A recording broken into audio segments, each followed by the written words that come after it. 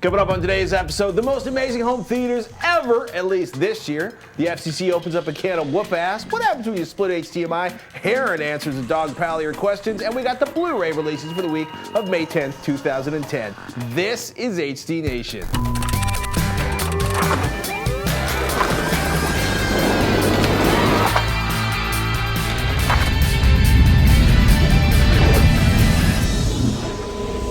HD Nation. Today's episode is brought to you by .co Launch, Gamefly, and Netflix. Hey, welcome to HD Nation. I'm Robert Heron. And I'm Patrick Norton. HD Nation is your guide to the best in HD content and the best in home theater gear, no matter what your budget is. Blu-ray, online, satellite, cable, over the air. If it's HD, we like it. And are you going to work at Best Buy after the show? I sneak in there dressed like this, and you know what? I get away with it for about an hour. Nice. And go behind the counter even. Except I don't have the code for the register. That's the one thing they won't give me for some reason. I don't know. Someday. I get kicked out about 30 minutes after that. That's a scary Anyway. thought. Oh my goodness. So the Federal Communications Commission Chairman Julius Genachowski is reclassifying broadband as a transport service. And you're all sitting there, and we care why? Well, it's all about getting your weekly fix of HD Nation without having it arbitrarily slowed down because, say, super mega company that does the internet prioritizes other packets over our video, like their video on demand service that, you know, slows us down, or the feed going to the Roku, Apple TV, or TiVo box, I think is what we're calling it these days. Whatever. It's that whole everybody's packets should get treated the same net neutrality thing. The FCC, well, you should explain this part. I was going to say, so we are seriously pro net neutrality. It's the way the internet was set up in the first place, and the FCC, which lost a court case brought on by Comcast over the FCC's right to censure Comcast, for blocking P2P back in April, has decided it's going to make sure it has the legal grounds to enforce an open internet. Mm-hmm. That was really what confused me. It's like, why wouldn't the FCC support net neutrality? And it's like, well, they do, or they want to, but do they have the legal right to enforce that? Yeah, and basically, a long time ago, the FCC said we're not going to classify this as basically, we're not going to classify broadband, or I should say internet ISPs, as something we're going to regulate. Now they're basically taking that right back. How long this will be open for public comment, or how long they're going to fight over this in Congress, or more importantly, how much power or juice the corporate lobbyists that have the ear of so many of our elected representatives, well, what they're going to do, it all remains to be seen. It's going to be interesting that the FCC has basically said, we are going to regulate broadband, we are going to classify them so we can regulate them, and now the political mayhem is going to start. We're not going to talk about that, except to say that we want our packets to get to your home quickly and quietly and safely. There's really good information up on this on the Wall Street Journal, gigaohm.com, and well, by the time this hits the street, Google it, there'll be 1 billion articles out there. All bits should be equal, at least in terms of transporting them around the network. Except for spam. Maybe. Even spam is equal? In a free world, everything. The price of free speech. Let me deal with the spam. Anyway, hey, Roku has a new Netflix interface coming in June. Roku says the nifty new interface will automatically add itself to your machine. You'll be able to, 1, search the entire Netflix instant streaming library from your TV screen. Yay. Number 2, browse and play movies and TV shows on your TV via their new at least, immersive user interface. 3, add movies and TV shows to your instant queue for watching later. Nice. Now, if they just add a search for HD, quote unquote, button, that's really what I'm waiting for. That's the button I want, yeah. That sounds like everything that the other boxes have. Mm-hmm. Good to see Roku getting updated. Yeah, Roku's stepping up on that one. I hope you enjoyed the video. Hey, if you're thinking about buying a Roku box, whether it's for Netflix, Revision 3 programming, or the unbelievable Major League Baseball package, do us a favor and buy it. Revision3.com/Roku. It'll make people happy. Yeah. Star Trek fans rejoice. $9.99. That's $9.99 for Star Trek Blu-rays. Not last year's Star Trek movie, but say Wrath of Khan, First Contact, Undiscovered Country, The Voyage Home. All for $9.99 at Best Buy through May. Yes. Best Buy shirt on and all that. Yay. It was coincidence. Purely coincidence. Purely. We need less power, Scotty. Thank you. That's all I'm going to say. We need less power. Hey, May 1st, 2010, the EPA's new Energy Star 4.0 came online. It replaces Energy Star 3.0 and pretty much halves power consumption, the maximum power consumption for said devices. A TV, say a 50-inch TV that consumed 318 watts, well, the new 4.0 standard would cap it at 153 watts. And unless you think the consumer electronics industry is going to suffer, Energy Star 4.0 is more of a catch-up than a mandate. PC World reports that the 2010 models for Panasonic, Samsung, Sharp, Sony, and Vizio are all Energy Star 4.0 compliant.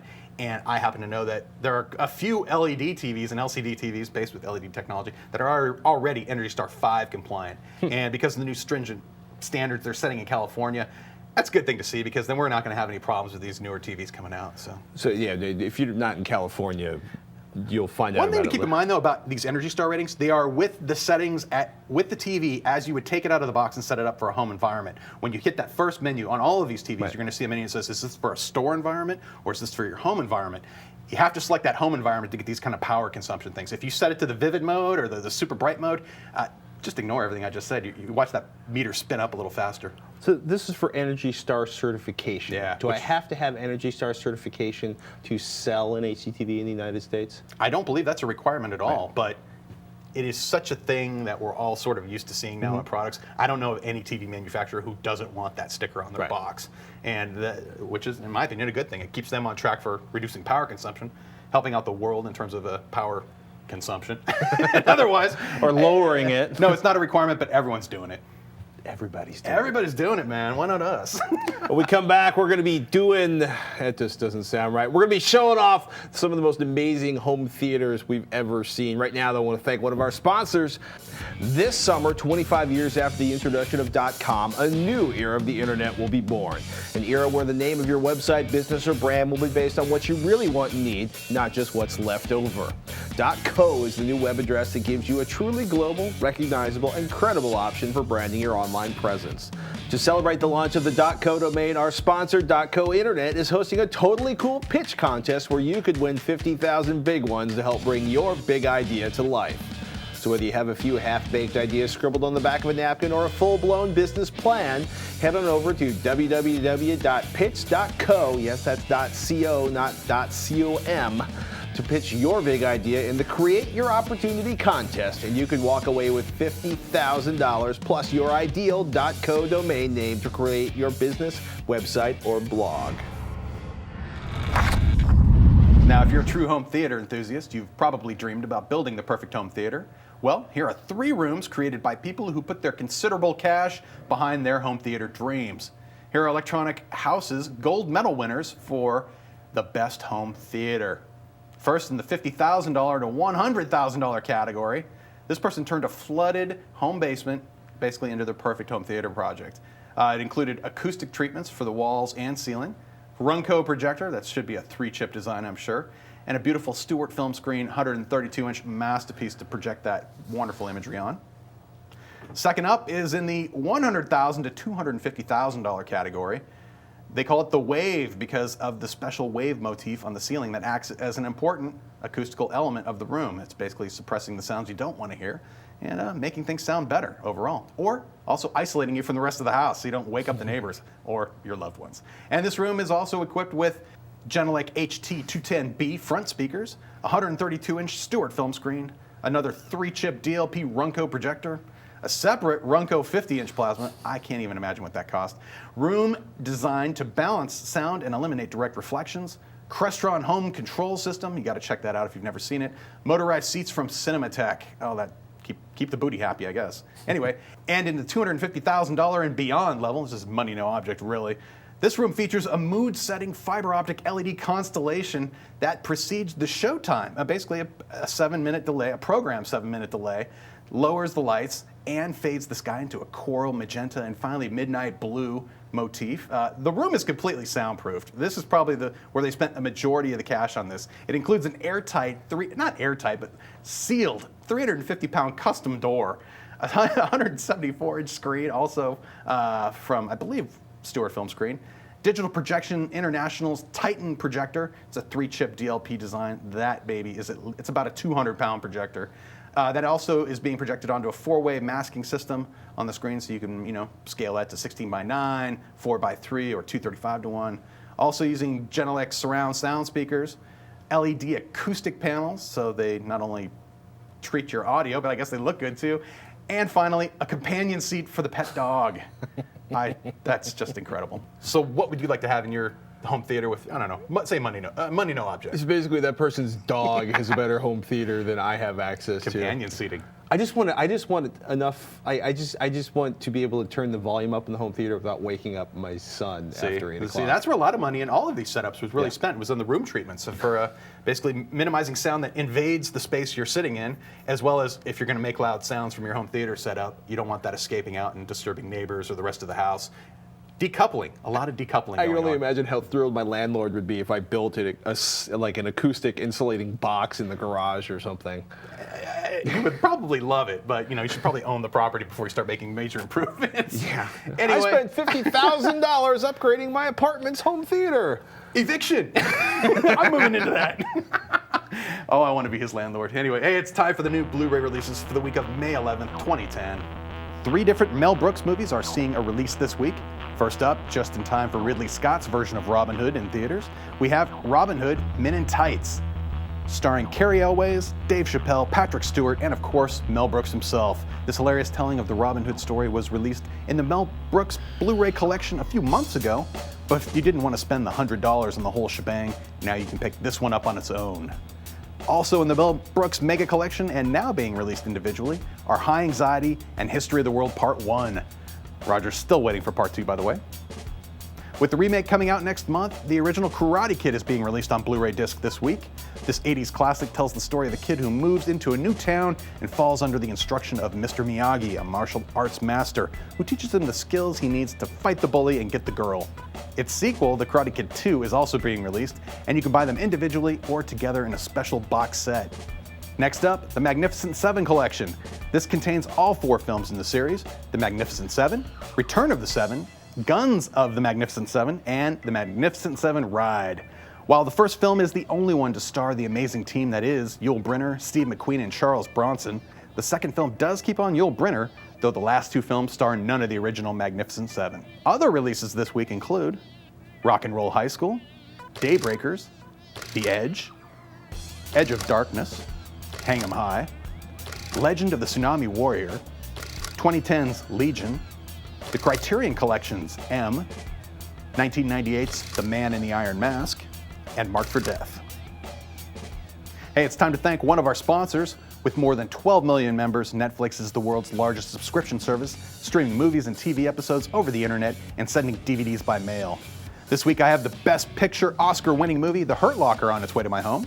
And for $8.99 a month, Netflix members can instantly watch unlimited TV episodes and movies streamed to their TVs and computers, and can receive unlimited DVDs delivered quickly to their homes. With Netflix, there are never any due dates or late fees. Members can select from a growing library of titles that can be watched instantly, and a vast array of titles on DVD. Among the large and expanding base of devices that can stream movies and TV episodes from Netflix right to members' TVs are Microsoft's Xbox 360, Sony's PS3, and the Nintendo Wii console. Find movies you love easily. You can browse, search, or see Netflix recommendations for you. They even have a special back-of-box feature that lets you get the detail of any movie instantly. As a Netflix Unlimited member, you get Blu-ray movies by mail in about 1 business day. Shipping is free, and there are no late fees or due dates. Blu-ray plans start at just $5.99 a month. As a new member and HD Nation viewer, you can get a free trial membership. Go to www.netflix.com/HDNation and sign up now. Be sure to use this URL so that they know we sent you. So I asked for HD questions for you when you were on Techzilla earlier this week. Yes. We got a dog pile of questions on Twitter, more than we could answer there. So let's hammer on some more of these speed round questions left over from Techzilla. We got a bunch of them up on Techzilla too, including Mr. Heron's true prediction on the future of 3D HD. You ready? Okay. Frozen Summers asks, what's the best 32 to 40 inch TV if I don't want or care for 3D? Mostly he wants to play Xbox 360. Totally. I would stick with the major brands. If you're looking for the best, I would hopefully go for a 1080p resolution, just so you know you're not going to have any weird issues with scaling high-def pictures. 1080p usually ensures you can do a 1-to-1 pixel mapping with high-def sources, so you get the best detail possible. LCDs too for game consoles, I'd really look toward the 120 hertz designs. In that size range, there should be a few available. I would keep that. And some of the major brands are always the ones I kind of turn to first. Sony, Toshiba, LG, and I'll throw Samsung in there too. They're also Vizio should be cheap too. Vizio for good value and good performance also. And you know what? They have some new thin designs that I think look really sharp. LED backlit, or edge lit, I should say. And some new integrated Bluetooth features as well for some of the new remote controls. I don't know if that's in the smaller sizes yet, but always a good value there. Chris Batista asks, for my bedroom, what's the biggest and best HDTV I could get for $300? He wants 1080p console gaming and home theater PC DVR inputs. Holy crap! I would go on $300 is just too, I don't know. Sorry. Used? Craigslist? Craigslist. There you go. Craigslist or Save for a few more months. man, yeah. You could probably get something small. That's like computer monitor size TV. Really? What about a 24-inch? Okay. Probably a 24-inch Something flat panel small. from Dell or the Dell outlet. I would That's look like there. $250. Maybe they have a refurbished on the refurbished section Yeah. too. You might be able to find something in that price range. But that's getting into the screen sizes where, man, I'm more thinking of something for my computer rather than something for the living room. But $500 seems to be about the bottom for something bigger than 32 solid inches. 32-inch designs out there. You might even be able to get up into 40 inches if you really hunt around. Or buy somebody else's old one. Quux55, when will 50-inch LCDs be in the $600 range? Not much longer. Oh, really? Say 52-inch screens. You're not going to see the 55-inch screens in that range, at least right away. But we were just comparing, say, 40 to 42-inch screens, and I was surprised that there are lots of options in the $800 range. So I'm going to say maybe 2 more years, we'll get that 50-inch size down into that 800 range, at least for some of the parts, or $600 range for some screens. Now, you're always going to have premium models that offer more advanced features like your 3D TVs and the internet-enabled TVs that will always add a premium to whatever price you're looking at. It's always the feature set. More stuff you pack into it, the more they're going to charge you for it. Speaking of which, Cirrus Crown says, any reasons to update your HDTV that is 3 years old to a new set? I was looking at an old rear projection TV the other day, and I would say that was a good candidate for replacement, but it was more than 3 years old. It was probably pushing 10, I would say. Would you do it for the internet features? Would you do it for the quality of the glass and the image display? Would you do it for better 1080p support and scaling? The last two in particular, I would really want a flat panel because every rear projection TV scales the picture off the edge of the screen in order to hide. Basically, you're projecting that image from behind, and on the edges, they can be a little bit curved, a little bit warped, so they tend to they overscan that image off the edge of the picture that you can actually see, and you waste detail, you waste pixels that could be put to use. Now, on the 1080p panels we look at nowadays, you can map that 1-to-1 and have that excellent detail, get all of those pixels back, and basically give yourself better image quality. Also, some of the new sets will even consume less power nowadays, too, although rear projection TVs tend to be pretty energy efficient. That might be another reason. Maybe that set is put a power meter on that thing and see what it's consuming. That could be a good reason to drive you to it.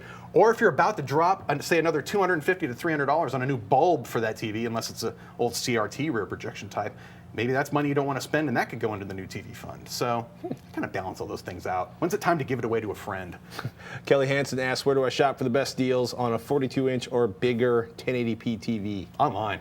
Always go online, just to get an idea of what the low prices are. Always factor in shipping if you're going to have it shipped. And don't be afraid to have a TV shipped to your house. That TV was shipped to wherever you're going to buy it from. There's no reason it was shipped from overseas. And it will still be in the factory original box, which generally protects them really well. So I always go online first, and then I compare those prices to what I can get for locally. Yeah, Costco is good if you need instant gratification. Love browsing in Costco. At El Bhutan, are there any home theater audio systems that I can hook up to my PC for audio as well? I'd prefer a bundle without a DVD Blu-ray player thing. You mean like a home AV theater receiver? in a box? Sure. Oh, definitely that. Or you can even take whatever AVR you have and run a digital out from your computer. Either the newer video cards all feature HDMI output for audio and video in one cable, or most motherboards nowadays provide digital audio output, either coaxial or optical. And you can run that into it, any kind of AVR. Yeah, as far as your home theater, as far as your receiver in your home theater is concerned, it doesn't care if the input is coming from a Roku box or a Blu-ray player or your PC, as long as you basically have it's a SPIT. If it's an optical output, it's generic. It is it's open. It's free. Then it gives you a chance to go into your PC audio settings and make sure that you enable multi-channel support and all that good stuff too. Jeff Douglas says, I've got a 55-inch Samsung LED. What does Automotion plus 120 hertz do? That's the switch for interpolation versus frame repeat. That's if you want it to look smooth no matter what. That camcorder look, you would crank that up to high. And if you didn't want that look, you just wanted to say, you know what, take whatever frame rate that video is and just repeat it to match the TV's refresh rate, then you would turn that off. Patrick likes that off. For movies. That's for right. movies. I'm letting it grow on me. For video games, I would definitely. If there's any doubt at all, just turn it off, and it doesn't. You're still going to get full performance out of the TV. If it's 120 hertz panel, it doesn't suddenly. XKCD cartoon. There you go. It's like. But for things like sports, you probably won't notice a difference. Maybe for late night TV, because most of that's shot in 1080i. Oh, really? That could change the way it looks a little bit. I'm trying to remember if they normally shoot in 24 frame or is it 60 frame for the 1080i broadcast at night. But one more thing to add to my harmony when I, after midnight, turn this to, that's a scary thought. Totally. Len Paris says, I would like to know how to calibrate my HDTV. Mr. Heron, would you recommend a book and software to do this? Munsell? I'd say the Spears and Munsell Kane? disc is one I like. I don't know how well documented that is. If you really don't know what you're doing, I'd say Joe Kane's HD Basics disc has a lot of info on there, but if you follow along the guides that it provides, you should be able to figure it out pretty good. There's not a lot to really tweak on these TVs that you can do by eye. So doing it by eye and doing it yourself is pretty straightforward, and it shouldn't be too confusing. I would also say that if you have one of the new LG TVs, they have that built-in picture wizard functionality. That's essentially what you would buy on a disc, but it's just built into the TV, and you can literally on-screen guide right through that. So. Do check what features your TV has. Sometimes certain TVs require, or certain test patterns require that you use a filter glass, like a blue filter, to look at a pattern. Some TVs, like even the one behind us, have a blue mode. That will just, hey, why use a piece of filter glass when you can have the TV just filter out the other stuff and show you that blue only signal? We should probably do a quick segment one of these days about calibration, basic calibration. Maybe next week. We'll get that done. One last question. Daryl Girk, what do you think of screen goo these days? It wasn't mentioned in the projector screen show. That was basically, if you're not familiar with screen goo, it's special paint designed to give you the best, or what they consider the best home or projector performance by I love it personally. I think it's rolling great. it up on a wall. I've used it. I think it's a good product. It really depends what you're trying to do. I liked it because, you know what, they had already thought out a lot of stuff. Here's a primer that we suggest you put on first, and here's like a digital gray, a slightly more gray or slightly more white paint, depending on what kind of room it is, what kind of projector you're using, that kind of stuff. I had no problems with the product, but I would also be just as tempted to shoot it with, titanium dioxide white. Right. Cheap 1 gallon bucket of paint, and if I need to touch that up when somebody puts their hand on it, it doesn't cost much to do that. It's more about just consistent application. Whatever product you use that's paint-based, it's getting it on whatever surface you're going to put it on, consistent and even, so that you don't have very light paint on one section, very dark on the other, or any kind of, the typical hazards with painting yourself. So if you're good with a brush or a roller or spraying, Use a roller. Yeah, rollers or spraying, definitely. Yeah, absolutely. Dude, excellent work. Thank you. But I must thank one of our sponsors. Gamefly, people, if you play video games, you should have a Gamefly subscription. They are the largest online video game rental service. They have something like 7,000, or who knows, more than 7,000 new and classic titles across all consoles and handhelds, and it's cheap, starting at $16 a month. That's like a third of the cost of a new video game. Gamefly members, but only if you're a member. You can rent 1 to 4 games at a time, keep them for as long as you like. Keep it until you're done, because there's no late fees, no due dates, the shipping back and forth from them to you, free. Once you're done playing a game, send it back and Gamefly will send you the next available game on your list. And if you really like a game, click Keep It. You'll get the game for a discounted price, and Gamefly will send you the case and manuals free of charge. Did I mention this is a membership? If you're an HD Nation fan, you can get a 2-week free trial. Just go to www.gamefly.com/HDNation. Some restrictions do apply. See the site for details, and please support HD Nation by supporting our sponsors like Gamefly.com/HDNation. A viewer named Philip wrote in recently asking, I need to expand the number of HDMI ports on my TV, but I'm worried that using an HDMI splitter will reduce either video or audio quality. Is there an ideal solution to expand the number of HDMI ports? What would your perfect solution be? I bet it'd be an HDMI switch. Or a switcher. Fear not the switches. And there are no switches that I'm aware of that degrade signal in any way, shape, or form unless it's somehow defective. Well, yeah, it's passing zeros and ones. It's not like audio switchers of the past where you'd switch from one input to another and the sound would decay. You're passing zeros and ones. They don't degrade passing over a switch if it works correctly. Totally. And it will also amplify the signal. So if you're doing a particularly long run with HDMI, you could then say break that up with a switch in the middle and have it regenerate that signal and spit it out clean again. And so you could help boost a long run if you needed to, but normally you wouldn't want to do that. But don't fear the switches. The difference though, okay, now an HDMI switch, right, is really you would take that one port, say you have one HDMI port on your TV, you would send the output from the switch to that one port, and then on the back of the port, you have other ports then to connect to the switch itself. Now, the main difference between all of these switches are just integrated features, ease of use things. Right. Do you want one that uses a remote? Actually, most nowadays incorporate remotes, except for the cheapest ones of all. Also, do you want the auto switch? Say you turn on something, say they're prioritized ports. Port 1 is going to be active, but if port 2 or 3 become active, it'll switch to those, and if those turn off, it'll go back to 1. That kind of functionality is really nice to have, especially that. Then you don't have to worry about, you could hide the switch, and then you don't have to worry about it. You just, as your devices turn on and off, it'll just switch ports for you automatically. Now, I noticed the Monoprice and the Oppo, the legendary HM31. No they longer both have made. multiple inputs and a single HDMI output. Yep. But then you've got a Monoprice splitter here that has one input and 4 outputs. Now that's a different beast right there. That particular Monoprice product on the top right there is actually an HDMI amplifier. I use that when I want to send one signal to multiple TVs at once. Say like my source device. So you're splitting your HDMI. I in that am. case. I am amplifying it out to, say I want to look at the same image, same content on 5 displays at once, or in that case 4. You can get those up to 8 port if you need them to. But that would be more for, say, you know, a bar, a lab bar environment. You want to create that kind of a scene. If you have a house where you actually have 42 HDTVs, There with you them go. all playing the same thing. There are also a type of beast out there, a switching beast called matrix switchers, and these typically feature 2 outputs. So say you had a projector and a flat panel screen, like one of those multi-million-dollar setups we were, the high-end home theaters we were looking at earlier. That person who had the projector and the plasma, well, say you wanted to switch between both of those with the same other source devices. So I had like a pile of 4 source devices, and I will sometimes use the projector, I'll sometimes use the TV, maybe I'll use them both at the same time. But that's where those matrix switchers come in handy, because then it gives you more control over your sources versus multiple displays. Got it. And how you mix those up. It's really kind of Exciting nice stuff. And otherwise, fear not. I've really had no problems. If your TV has a firmware update, though, for it, do check and see if that's already enabled and updated, because most of your problems you'll encounter with using products like these are usually on the TV side of things. It has an old implementation of an HDMI port. Not old. You and your aging HDMI ports. It should work, but some HDMI ports are better than others in terms of how they were verified and tested and put together. This is true. Jason out in Fullerton wrote in, with DVDs decoding to an analog signal, the decoding quality varied from DVD player to DVD player, but the digital output of the audio was exactly the same, no matter what the DVD player was priced. With Blu-rays outputting to HDMI, a digital signal, does the decoding quality vary between differently priced Blu-ray players? Where does the digital video signal decoding take place? Jason down in Fullerton, CA. Good question. Where's the magic? The magic's in the player, normally.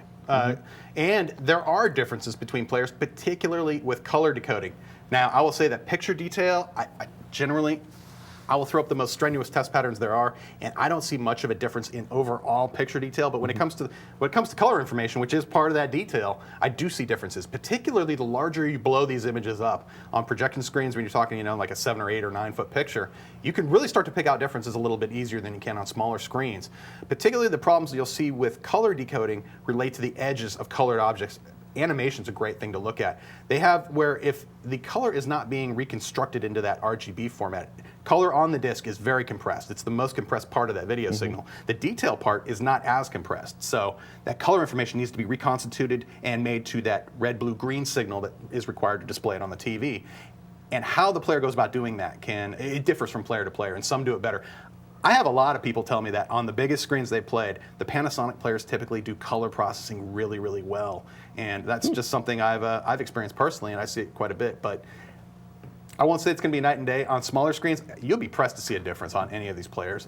Although I will say, if a player is touting its color capabilities, that might be an important feature. Like I said, it becomes more important with the larger screen sizes. So if I choose to do, the HDMI decoding can be done, or the HDMI video decoding can be done in the Blu-ray player, in my television, or some device in between, like the Anchor Bay products, the DVD Edge we showed off last week. It's getting processed by the player, and then it's coming out through HDMI. It could be in one of 2 formats. It could be an RGB format or a component video format coming out of the player. That's usually selectable. In most cases, it's probably component video that's coming out, which is still a compressed format, and then that signal would be transmitted digitally over HDMI, and then the TV would be doing decoding there. It could be happening, but I'm going to say in most cases, it's happening on the player itself, and there are differences, but I'd say they're just minor. Not minor, but So basically, if you don't have a 7 or 8 foot screen, you can pretty much go with anything. I would say so. I'd say you'd be pretty satisfied with it. But if you're looking for the high end, look around for the players that tout their ability for color reprocessing and getting that in line. It's also worth pointing out that a more expensive, I could be proved horribly wrong by this, but generally speaking, a more reputable or more expensive brand of Blu-ray player is likely to still be playing new Blu-ray discs 2 years from now, because in theory, that company should still be around and doing firmware updates for the That's Blu-ray arguably players. more important than just about anything right now, is ensuring that the internal code for these set-top players is being updated on a regular basis to support the new discs and new protection technologies that come out